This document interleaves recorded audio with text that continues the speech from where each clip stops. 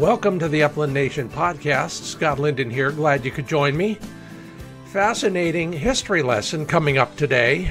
We'll be on location at the National Conclave of the Club Epagneul Breton, French Brittany to the rest of us, where we'll dig deep into the history from the guru in that subject matter. We'll also get an industry insider's perspective of the location and a few other tips on dog development and, hunting strategy, I'll call it. It's all coming up today on the Upland Nation podcast. We'll also go to you. I asked you on social media to describe your best hunt of the season, but I only let you use 10 words. So get ready to see what you and your friends thought about last season.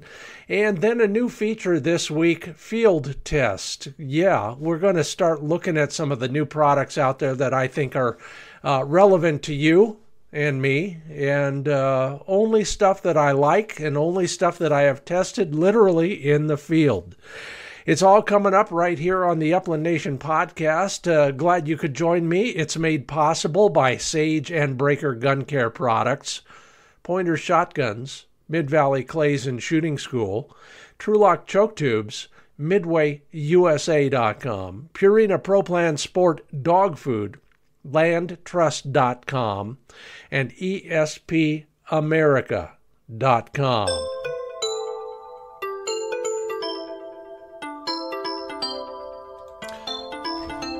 Well, it's been an interesting week here at the home ranch. I talked recently about how little training drills throughout the day with your bird dog, kind of keep him on his toes, more mental stimulation than anything else. But here's one practical example of how it works. And then I flashed on another one today when I was working with Flick. Yeah, first thing in the morning. That was that the more of the interaction that you can create throughout the day, I think actually helps cement that bond between you and your dog. And, just the little things that I've noticed about him lately just reinforce that idea. But back to the training drills and how they pay off. We got two cats and they don't get along too well. And sometimes, they fight. So I had Flick on a little training drill doing a whoa in the living room. And here come the two cats who decide that they're going to fight right in front of him. And, it gets kind of exciting. I mean, there's a lot of action. There's a lot of noise. And Flick looked. He kind of went up into the air a couple inches, slammed back down onto that whoa, and just watched the action. Luckily, it didn't last very long, and I was able to heal him away from that after the first stopped flying. I know it's never going to pay off in the field in quite the same way, but it will pay off. So think about doing a little bit more of that. And then, as you have, good job, you have thought about your last season. And when I asked you on social media, in 10 words or less to describe your best hunt of the season, here's what some of you had to say. James McConnell said in Michigan his setter pointed 6 grouse in a row, and he finally connected on that 7th one. Mark Castile has a 112-year-old Lefevre 20 side-by-side, shot a double on quail in Georgia. Congratulations, Mark, for all of that. Here are the ones I love the most. Wyatt Allenson, my boy's first hunt. What an amazing memory. And it comes with a picture, too. Good job, everybody, on that. 7-month-old GSP retrieved a hand for Missy Correa. Let's see. John Kozlowski says, my daughter and dog had fun. John, I bet you did, too, as a result of that. A lot of great trips with friends. Jack Gable had 3 dogs all steady to wing and shot. What does that feel like? Megan Garrett says she got 2 before the guys got any. Last day, everything fell into place. Yeah, I'll say it did. Sean Gliasain. I think, I don't speak Gaelic, but I think I was, well, maybe I got the first name right. What a bag, too. There's pheasants, there's a duck. Let's see what else is in that thing. A couple small, probably teal. There's a mallard and a teal, 3 rooster pheasants, and then maybe three Susies. You know what I mean. Anyway, good job, all of you. Some great stuff there. Christopher Cookston shot a rooster, fell in the creek by GSP, retrieved it. Yeah, burr. I hope it was earlier in the season. My young dog solo hunting with a friend, fully cooperating, including a retrieve for Hugh Snyder. Good boy. It looks like a yellow lab from here. New Year's Eve, flooding, washed out the roads, hunted the area alone. Jake and Oatner, isn't that cool? I hope you got there safely and didn't do anything silly on the way back and forth. John Simon had fun and made great memories. That sounds like a season full, not just one great hunt. 2 woodcock and pheasants. Bagged all of it with your German shorthair. John Pivetta, good job to you. Jay Gadosh, Lincoln and Clinton youth pheasant hunts. It was the first 2 times I got to work my own dogs. Oh, and by the way, they lived up to all the bragging he'd done about them. Well, you got lucky on that one. It never works for me, Jay. Hey, if you need some inspiration, go over to any of my Facebook or Instagram or Twitter pages and take a look at what people are sharing in this regard, among other things, because it is so inspiring, motivational. Now's the time to start getting psyched up about next season, and those are some great ways to do it. We're brought to you in part by ESPAmerica.com. Yeah, I'm using my new hearing protection devices in the field as well as at the range. They're custom fit, which is not a big deal. Anybody in the hearing industry can do that for you. And that's what makes them so comfortable. So learn more about what they have to offer at ESPAmerica.com. Remember, hearing loss is permanent and cumulative. So with every shot, you're going deaf, unless you're protecting those precious cilia deep down in your ears. ESPAmerica.com. And if you're looking for a new shotgun, why don't you talk to an expert about it before you go too far and, pull the trigger, pardon the pun, on a gun that may or may not be the right one for you. Dave Fiedler at MidValleyClays.com. He and I have a special relationship. He consults to me on all sorts of shooting-related questions, including guns and how they work and why they work. Not only is he a champion sporting clay shooter, he is a bird hunter, avid bird hunter. So that's usually where every conversation starts. But the guy has offered my listeners something kind of unique. He wants to be your consultant in the shotgun world, too. Call him up, get the number at midvalleyclays.com.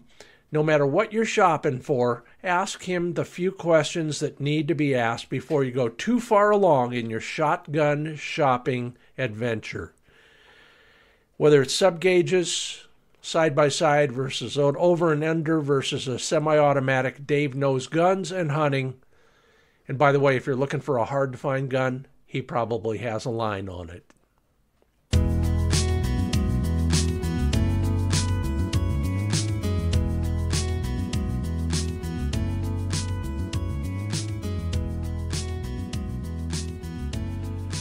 Lucky enough here at the Club Epagneul Breton National Conclave to have somebody who's been around basically from ground zero at this breed, the French Brittany breed. Fred Overby, welcome to the Upland Nation podcast. Thank you, Scott. It's really a pleasure to be here. Now, we're in Oklahoma, but that ain't an Oklahoma accent, is it? No, I'm a Southwest Georgia boy, and I spend summers in Montana. I have a blessed life. You do, and in fact, we could all aspire to that, I think. But you also spend a lot of time dealing with this fascinating breed, to most of us, a very unusual or uncommon breed.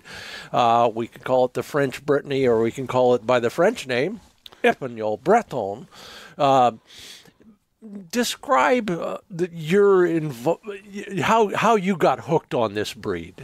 Well, like a lot of other sportsmen in America that love the upland sport, I started out with pointers and setters, and lost the first two dogs, a pointer and a setter.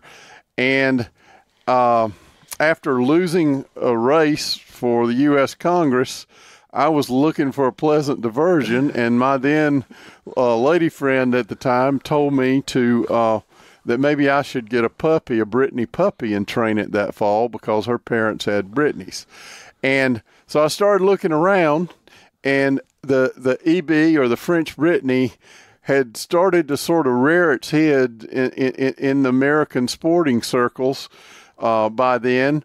And I stumbled with blind luck to a guy in Jonesboro, Arkansas, who was one of the first really good breeders of hunting strain of French Brittany's here. And I got my first one in 1994. And that was 3 years before everything percolated to the point where we felt the need to start a club.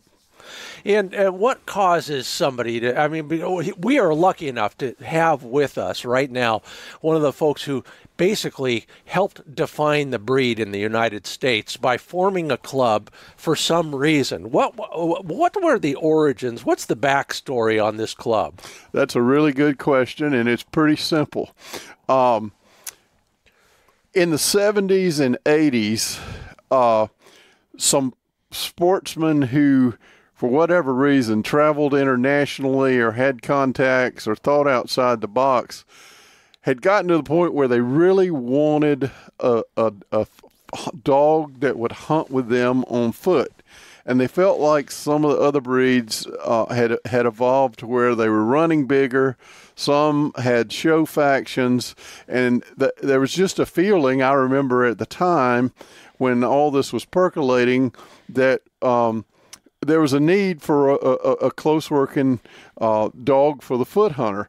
And so some of these dogs began to come back in to the United States, just one or two here imported from France because of Quebec and its connection to France and the French culture. There were also quite a few Bretons that made their way up to Quebec, and being close by and a neighbor, some of those dogs were eventually, their bloodlines made its way down into the United States.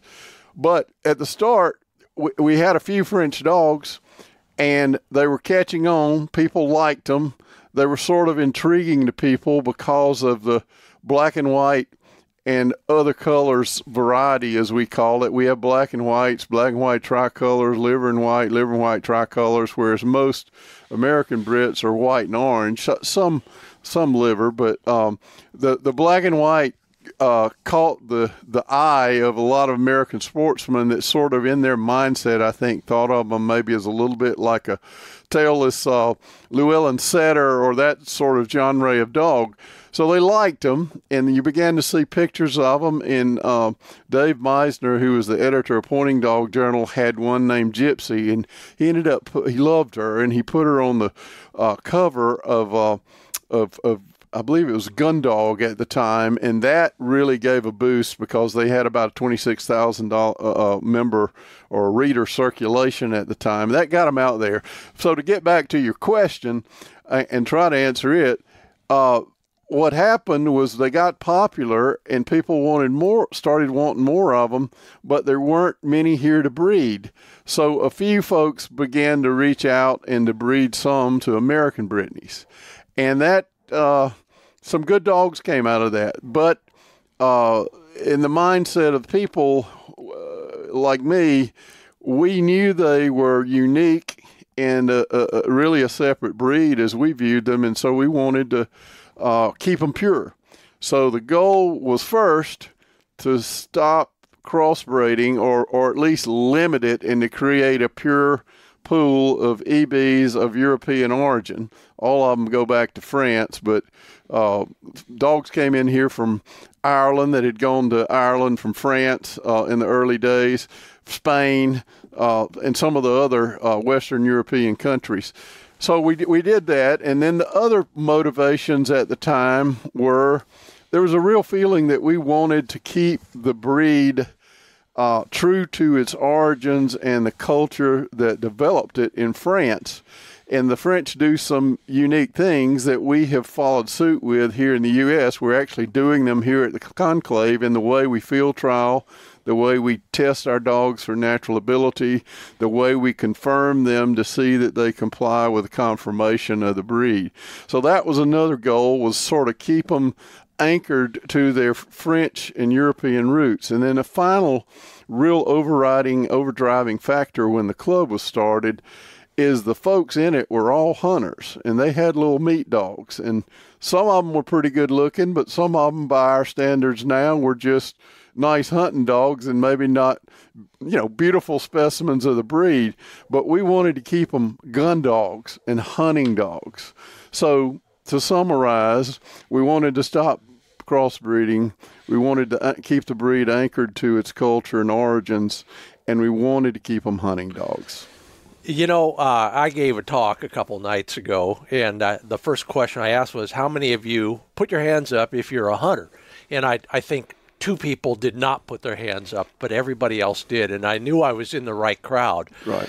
What that does to me, and I think I heard you say it, does it actually drive most of the other activities, whether it's breeding and testing or anything else? Is that the real motivator there? Yeah, the EB was from its inception a hunting dog, a meat dog that was developed first to hunt woodcock in Brittany. And as their acumen became noticed by the French sportsmen prior to 1900, they formed the breed officially in 1907.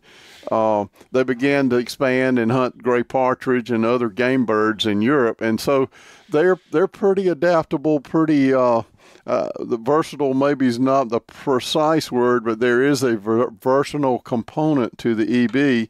In the U.S., our people hunt them on every species of game bird, and I've yet to see one that with a few days to get acclimated to the terrain and the habitats of a particular bird, I've yet to find a game bird they can't handle with reasonable, competence. I remember talking to somebody yesterday who said, yeah, he'll even bring back a Canada goose. It won't be pretty, but he'll bring it back. Right. Because a good-sized, a greater Canada probably weighs as much as an EB. Yeah. And our slogan is that there was a great leader in the French club, and he had coined a couple of phrases. One is a maximum qualities and a minimum of volume. Gaston Pouchain, who was a great president of our breed in the 1950s and also a devoted hunter, coined that. So we are the smallest, and we like to think the best pointing breed. Of course you do. For the money, by the pound. By the pound. Well, describe the ancient origins of this breed. You mentioned that they became official, if you will, in the early 1900s, but it goes back. There's got to be some progenitor breeds and things like that.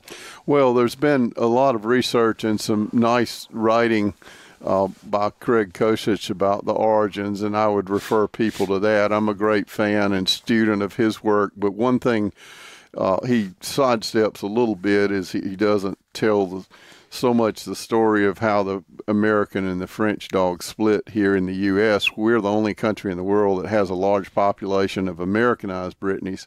So our situation in the U.S. here is a little bit unique. But the honest answer is we know some components of the origin. One of the stories that you hear consistently when you talk to the people who are the sons of people that were involved with the people that started the breed at the outset is that there was good woodcock hunting down in France, and it was pretty cheap, and they had good numbers of birds. So a lot of the English guys would cross the channel and go down there to hunt when the woodcock were in. And in 1901, one thing happened in Great Britain was they passed the quarantine. So these guys would take their setters and springers and their blue blood bred British dogs down there to hunt, and then they found out they couldn't get them back. So they would have to leave them down there with a farmer or somebody in a village until they go back to hunt next fall. And well, of course, some unintended romances happened with the little French spaniels there in the countryside. But they made them into hunting dogs, and they took on some of the wonderful qualities of the little French spaniels, as well as the great pointing, retrieving attributes of the British pointing dogs. And so they began to then purposely breed them.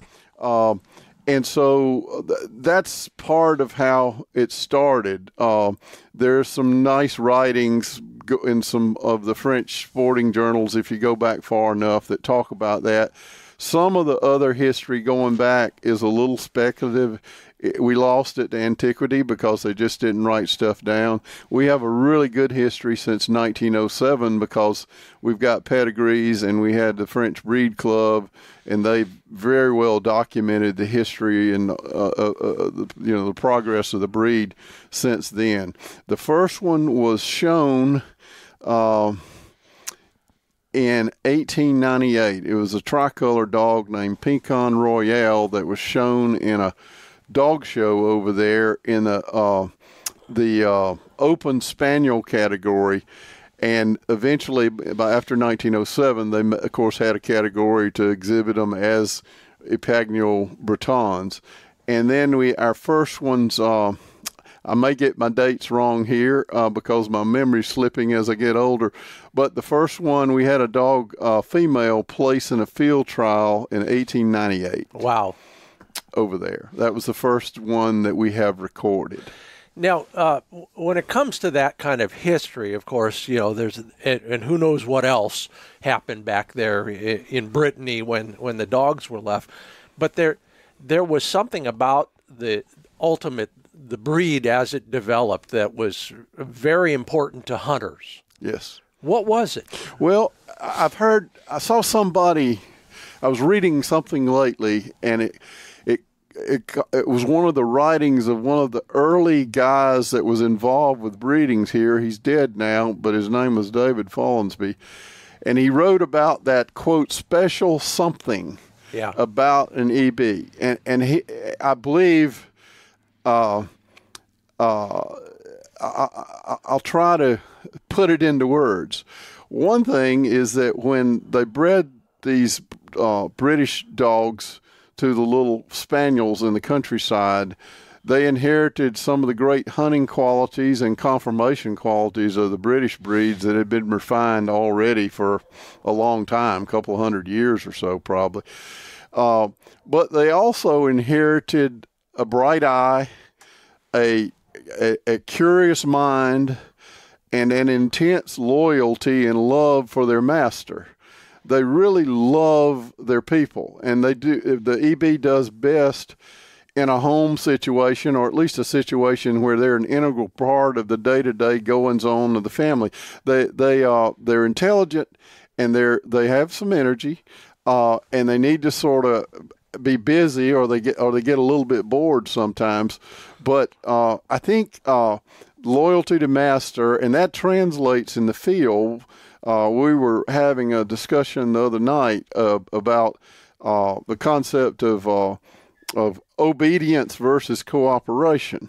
And they're very cooperative, I think, naturally because of the unique qualities of their character. I want half credit on that one because your Danish judge and I spent the day together yesterday, and we debated that difference all day. Yes. And there is a difference, and the cooperation aspect of it seems to be really important for most hunters in particular. Absolutely. It makes all the sense in the world. But you used the term bright eye.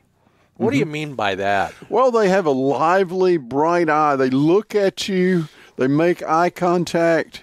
You can sort of see them smiling sometimes in their eyes. They're, as a rule, very sweet. We rarely have any issues with aggression or improper social things with the EB. They're sort of happy little dogs. And I see it in the field. They move as if they're happy. They're glad to be here, kind of a thing. And their movement, like their coupling, is compact. Right. How else would you describe their hunting style?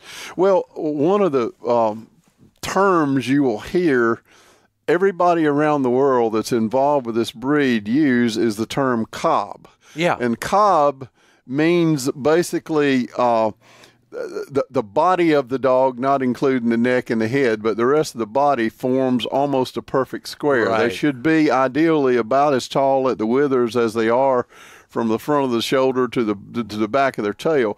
And that impacts their movement. And really good, well-bred ones move with a very unique gait, as we call it. They use it's a French dressage term called impulsion to move. But when an EB moves as opposed to an English setter, we don't see a lot of rear extension with the rear legs or a lot of reaching to the front. They move in sort of a tack, very quick but efficient fashion. And that's what the judges are really looking at in the barrage, looking for in the barrages, because we want that trait to continue through in breeding. So I hope I answered that. You did, and we watched that and saw that and compared, because some dogs do have a little bit more extension forward or backwards.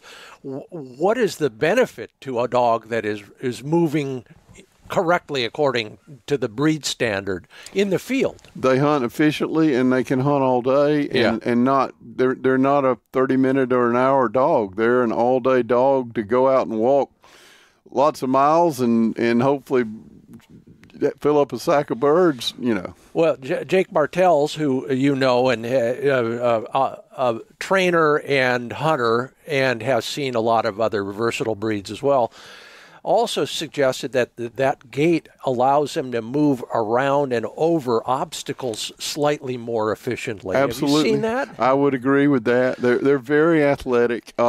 For instance, here in at Prairie Prime here for our national conclave field trials this year, he's got wonderful cover that Todd Farris has developed, but it's thick and it's tall. And these are, relatively small dogs in terms of comparison to the pointing breeds, and so they're very athletic. They can jump over that cover, and it's really neat to just watch them navigate the cover. What is it you like most about this breed? Is it their ability to take you hunting and have a great day, or is it something else besides the spirit we talked about? Well, it's a combination of things. They're easy to train on the spectrum of the training of the pointing breeds. They're a good dog for the amateur. They're a great dog for kids and for ladies who we're seeing enter the sport much more nowadays. So they really speak to a broad section of the public. But they're just really sweet, and they want to work for you, and they want to make you happy. And the thing they love in life most is hunting and pointing a bird and retrieving it and bringing it to you after you shoot it. What a concept. A hunting dog that likes to hunt. Fred Overby, great history background. I'm Scott Linden. Fred is with the Club Epagneul Breton. That's the French Brittany Club here in the U.S. We're at the National Conclave at Prairie Prime near Wellston, Oklahoma. Come on out here sometime. Take a look at this place. I'm looking at the grounds through the windshield right now. It's incredible. Well-run organization. Thanks for being a part of the Upland Nation podcast. And thank you, Scott, for what you do for the pointing dog community here and around the world. And we appreciate greatly your support and showcasing a little bit about our breed. Well, I hope you learned something from that great history lesson from Fred. Thanks, Fred, again, for taking time out of the conclave and the field trial to spend some of it with us here. We've got a new product review coming up on our new field test segment, and more on the Epagneul Breton from Todd Farris, my good friend over there at Prairie Prime. He'll offer up some hunting tips, how his operation works, so that you can become a better informed consumer, and then even some things on picking a dog. Right after these quick commercial messages, first from MidwayUSA.com. You know, in fact, I think I just heard the UPS truck pull up. Hopefully he's bringing some of my new stuff from MidwayUSA.com. You know, I signed up for the emails and the text messaging, and I got 10% off my last order, which was my first order after I signed up.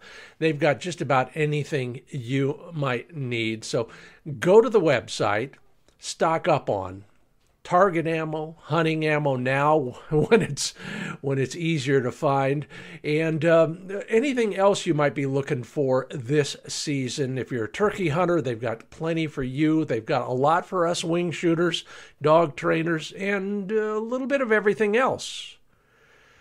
Put a big pile together, sign up for the email notifications, and you'll get 10% off your next order. It's all at MidwayUSA.com.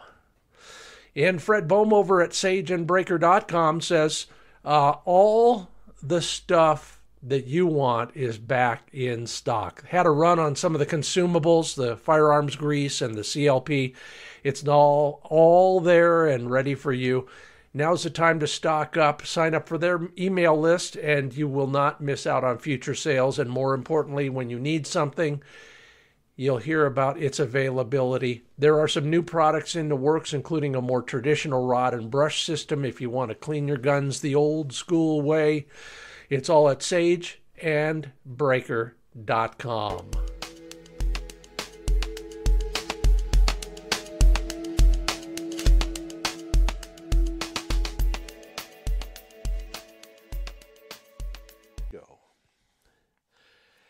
Well, I'm lucky enough to I have the ringside seat to the Club Epagneul Breton National Conclave, almost literally. We're sitting here in our motorhome studio watching the fields, and I can see orange dots in the background sometimes. We can hear some gunshots. So if you hear barking dogs, it's dogs that are involved in this big field trial, for lack of a better term. That's what I'll call it. And we couldn't have done it. I mean, this is all happening at a facility that is owned and run by Todd Farris. Prairie Prime is the name of the organization that's hosting the field work here. Todd, welcome to the Upland Nation podcast. Tell me a little bit about, first off, how this is all going for you as one of the organizers. Oh, it's going great. I mean, we're, of course, extremely busy. We're kind of chasing our tails every day, but as anybody knows, it's been involved with a field trial. But it's gone wonderful. We've had good weather for the most part. We had one rainy day, but the rain ended in the morning before the trial actually began. But today we're drying out, and it's been a great 3 days of field trials. And this one here is probably in the books about a quarter of the way done today so far. You know, I would agree with everything you just said, and I would evaluate it slightly differently. We had a rainy day. We're in red dirt country, which means red mud when it rains. We only had to push out one car yesterday. We're used to that here in Oklahoma, though, Scott. Yeah, there you go. So here we are, and it's going well, and I'm impressed by so many aspects of it. Well, one of them is the grounds here at Prairie Prime. Describe what we're looking at through the windshield out there. Well, what we're looking at here is a wing shooting club grounds, 640 acres total. And we have 3 courses. We have a course that's called St. Hubertus, one that's called Covey Rise, and one that's called Savon Rouge. And so we run a commercial hunt area operation here in Oklahoma designed for the gun dog owner. And we try to put a hunt together for the closest thing to a wild bird hunt that you can find anywhere. And we thought this would be great grounds to be able to hold the field trial on. So we're looking for good-sized Covey Rises, and the occasional rooster or two. Yeah, just when you don't need it, actually. Exactly. But it is always a pleasant surprise to get a ringneck pheasant into the air when you're looking for bobwhite quail.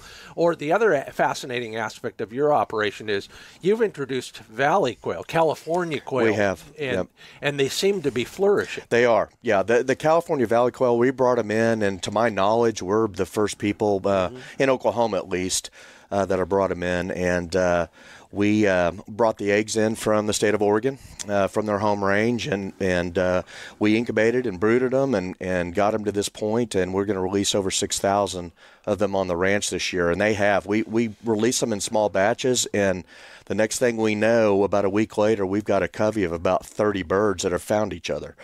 And they have been great birds, to add to the ranch. Well, if somebody's been to a hunting preserve, they probably hunted bobwhite quail, but not California quail. Correct. How would you describe the differences between the two? Beyond appearance, we can always look that up. Right. But they behave differently? They behave the same? I think they behave differently. The California Valley quail, they're runners. Yeah. They will definitely run. They're almost like small pheasants. Yes, I know it. But and they tend to group up in larger coveys. Really? Yeah.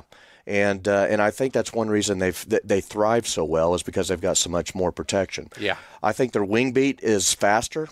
I think you get a faster flush with them, and then once they turn the afterburners on, they're gone. Yeah, they also like brush. They're very adept in woody structures. If you find a bobwhite that gets up in trees or a branch or something, they almost look intoxicated trying to navigate the branches. But the valley quail, it's almost like they're a sparrow, hopping around on the branches. Not only do you operate this, we met a long time ago in basically a hunting context, if you want to call it that, and you're an avid hunter as well. But like the shoemaker's kids, your shoes are the last ones to get fixed. Right. You don't get to hunt near as much. What is it about the hunting side of things that you enjoy so much? Oh, I just enjoy the lifestyle more than anything. I mean, I'm personally not a big field trialer or anything like that. I just enjoy the hunt. I enjoy the lifestyle. I enjoy the dogs. I enjoy being around people that also like to hunt. Yeah. So that's what I'm trying to offer here at our wing shooting club to our clientele. And when it comes down to it, is there any particular thing you see your members, for example, or other hunters doing that you would work on if it was you? If it was me, I think the biggest thing I've learned from my clientele is when you're hunting, have fun. Yeah. It's all about fun.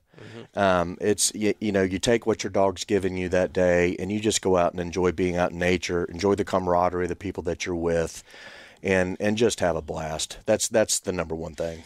If you could hunt anywhere, anytime, where would you go hunting? After listening to you, probably going to Montana, going west. I've got some bucket list hunts. I'd like to go up to Canada for some bird hunts, and definitely Montana. And after you described Hell's Canyon to me, I probably don't have a flat enough belly to go accomplish that hunt. Well, I can show you some slightly easier hunts in the Hell's Canyon League. Okay. But hunting Chucker, Nevada would be a blast. I would definitely like to do that someday. So. What about your own dogs? That's how we first met, was talking about this breed and going out and making a couple TV shows with you guys. Right.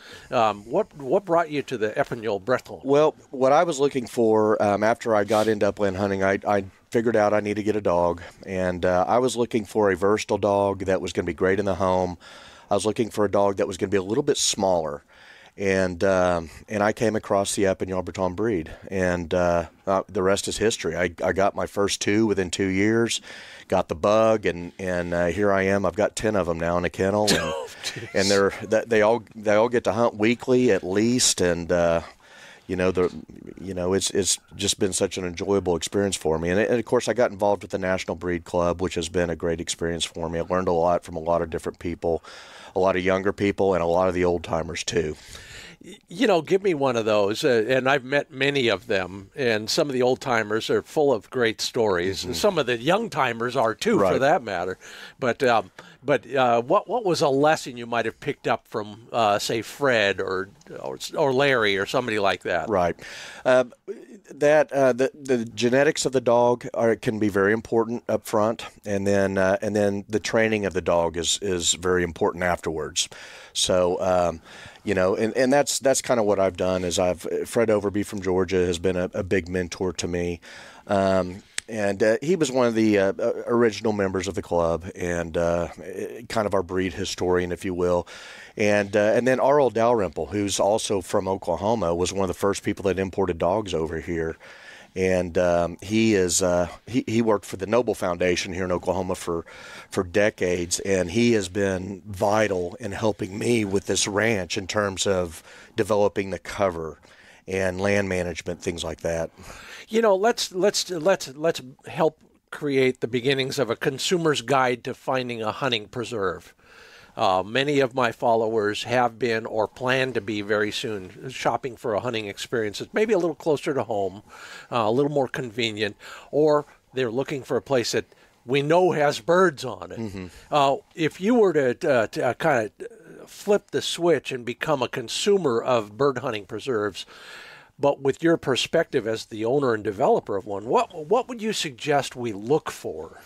I would say look for people that are willing to put videos of their hunts on websites for them to take a look at. Yeah. And, when we're quail hunters here in Oklahoma more than anything. And when you start talking to quail hunters, they don't want to see one or two birds get up. I mean, they want to see covey rises. Like it was in the good old days. They want to see that covey rise get up, and that's a hard thing to accomplish with a preserve hunt. Yeah.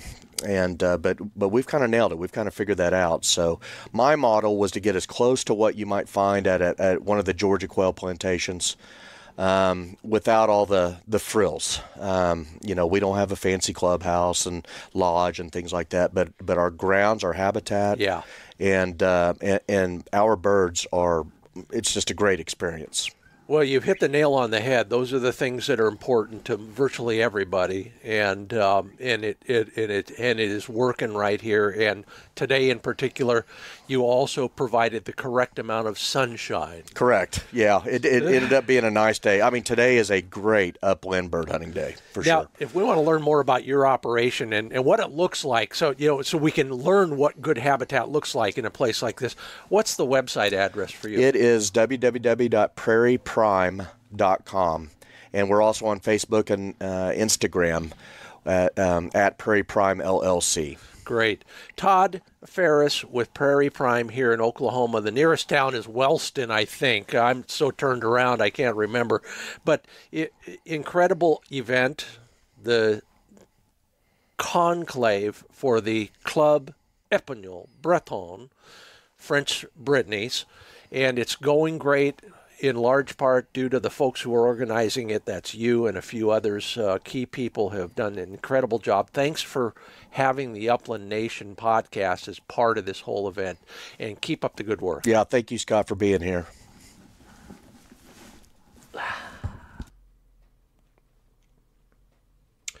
Well, thanks again, Todd, for having me out there. Sure enjoyed getting to know everybody and watching these incredible dogs do their work in the field. We'll have more, including our new review of a product that I think might be worth your attention. That's coming up in our new field test segment. After this word from landtrust.com, booking another trip or two for early season. I mentioned Montana. I may be somewhere else a little bit closer as well. Landtrust.com is your guide, your access to private ground that's well managed.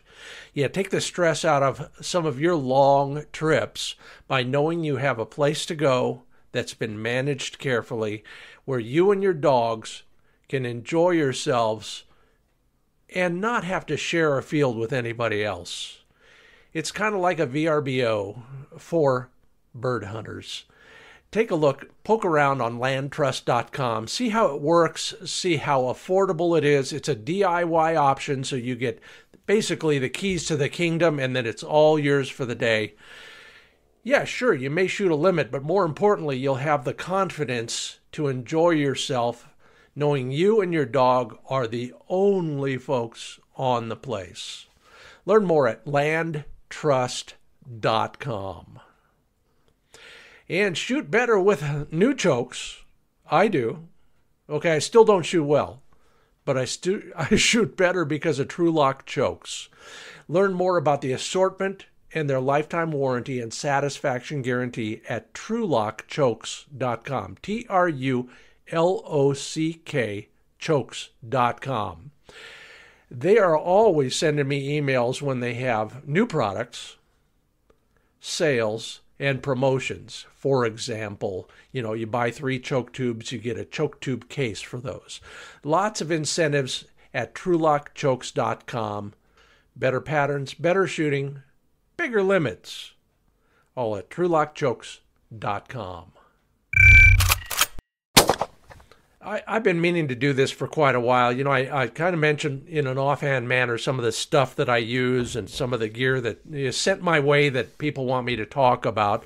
And I've decided at some point some of these things are of value to you as well. And so here we go with our first field test feature.